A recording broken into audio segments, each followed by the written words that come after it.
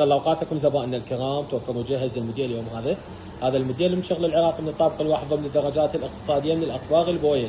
يمتاز عندنا بتسع قطع. نبدا بالشربه والحقات، تكون عندنا بهذا الشكل براس عالي وراس ناصي مع كوميديات، تكون عندنا جانبيه والصوميه.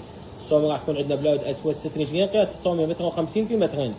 اما راس الناصي راح يكون عندنا مختلف عن الموديلات السابقه، يكون نظام مخزني مثل ما موضح بالصوره. يكون عندنا شازلون مخزني بهذا الشكل.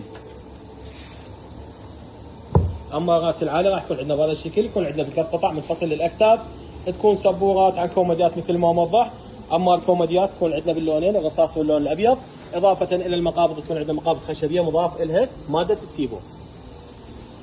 اما الكنتور راح يجي عندنا بهذا الشكل بارتفاع مترين و35 والعرض ماله 3 امتار و20 سم. الوجه مالته تكون عندنا ان دي اف، الان دي اف ايضا يكون كله تحفير سي ان سي. اما المقابض كلها تكون مقابض خشبيه مضاف الها السيبو بهذا الشكل. الالوان المستعمله الالوان الرصاص التطبيع اضافه الى الرصاص الفاتح. الكنتور راح يكون عندنا بست ابواب مثل ما موضح. جوده الاصباغ ايضا مثل ما موضحه. الوجه ان دي اف تارس 5 ملم. اما الداخل مالته راح يكون عندنا معاكس ابيض 3 ملم. لو تكون عندنا شريطيه على طول الباب. قفايز تكون عندنا لسهوله الفتح والشد. الفرشيه تكون عندنا بلوك الظهر مالته معاكس 3 ملم شد براغي. الابواب الجانبيه راح تكون عندنا نظام تعاليق مال ملابس. اما الباب الوسطي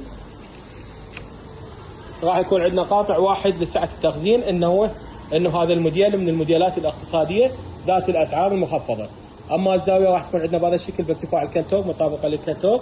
من حيث المظهر والجماليه ايضا راح تكون عندنا بابتين، اضافه الى المقابض تكون كلها مقابض خشبيه مضاف الى السيبو.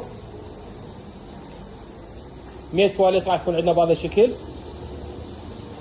مجرات 3 مع ابواب 2.